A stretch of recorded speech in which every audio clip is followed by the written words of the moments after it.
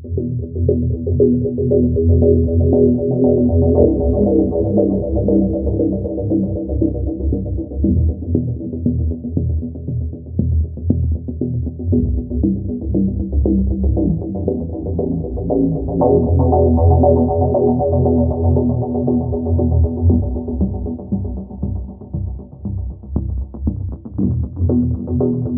Pak Riki ya yang sudah menolak gitu, terus nggak diapa-apain. Kemudian ditanya lagi, berarti benar dong Pak Sambo itu melakukan perintah penembakan. Ini seperti apa, kan belum dijawab. Itu keliru.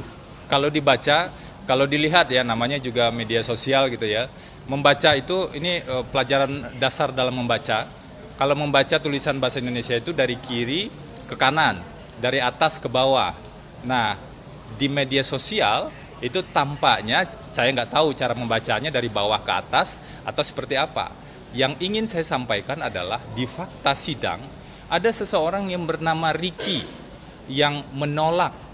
Kalau kita lihat keterangan Riki, sebenarnya Riki mengatakan dia ditanya, dia dikonfirmasi begitu ya, ditanya, kamu mau backup nggak? Kalau dia melawan, berani tembak nggak? Itu sebenarnya rumusannya, dan kemudian Riki bilang tidak. Hal yang sama ditanyakan pada Richard Eliezer. Bahwa Richard mengatakan itu perintah, itu lain hal. Kami melihat itu keterangan saksi yang berdiri sendiri dan tidak berkesesuaian dengan yang lain. Nah, dalam konteks itulah yang ingin kami sampaikan bahwa ada seorang Riki yang sebenarnya pernah menolak dan tidak pernah diapa-apakan. Kalau argumentasi dari Richard misalnya mengatakan, kalau saya menolak pangkat saya rendah, nanti saya khawatir, ternyata Riki nggak ada apa-apa.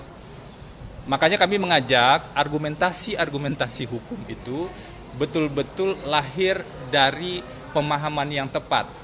Tapi kalau dialog di media sosial ya seperti tadilah komentar saya. Kadang-kadang kan banyak juga yang mengajak diskusi secara serius, kadang-kadang ada juga asumsi-asumsi yang berkembang dan banyak juga hoax kan yang berkembang terkait dengan terdakwa, bahkan terkait dengan penasihat hukum juga berkembang kemana-mana. Tapi ini ujian untuk kita semua agar kembali melihat ruang tengah persidangan.